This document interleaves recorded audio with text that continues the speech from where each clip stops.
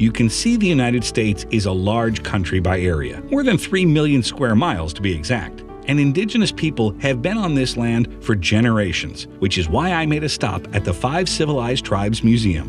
What was the Trail of Tears? Basically, it's the trail, the path that they took to get from where they were to get to here.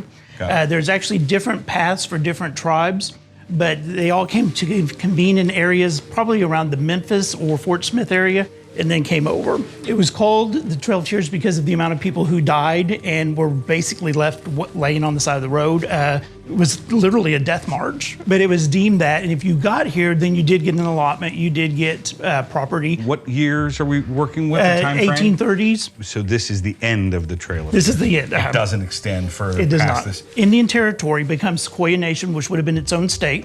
Had it happened, Muskogee would have been the capital. Got it. And so that's why everything came here. The building was actually built in 1875. Okay. It makes it 142 years old. And so this is where they all came. They got their allotments, they got their land assignments, and then they dispersed into each of the nations for the 5 tribes. Who were the tribes? Okay, you've got the Cherokee, Choctaw, Chickasaw, Creek, and Seminal. What year are we working with here? The Indian Removal Act was 1830. So Right. between 1830 and a little bit under 1865. This basically, the land back east, east of Mississippi, was traded or taken from them, and this was the land that they were essentially swapped for. Got it. They got more acreage here than what they had back there, but not quite as fertile as the land back east is. It's really hard to walk through this museum and not feel a sense of, I suppose the word would be sorrow. Very much so. It's a part of history that people don't really know what went through to get here. The first tribe that came was the Choctaw. The Choctaw lost about a third of their tribe. That unfortunately was deemed a acceptable loss by the government. So the next group was the Cherokees. Cherokees got the luck of the straw of coming in the middle of the wintertime. They lost about 5,000 people on the Trail of Tears.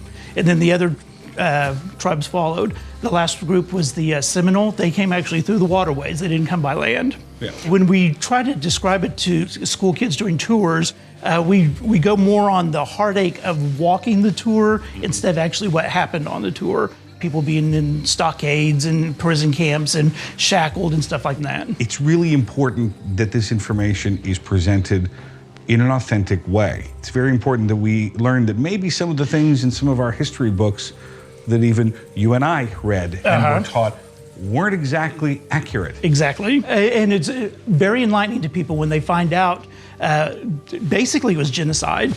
And whenever they find out that, oh my gosh, that happened in our own country, kind of thing. So it is very groundbreaking for them to learn that. But once again, how could we possibly understand where we're going in the future and where we want to get there if we don't understand what happened, if you don't have that context, right? Exactly. Did tribes get along with each other? The Seminole are actually part of the Creek. The word Seminole actually means deserter or runaway.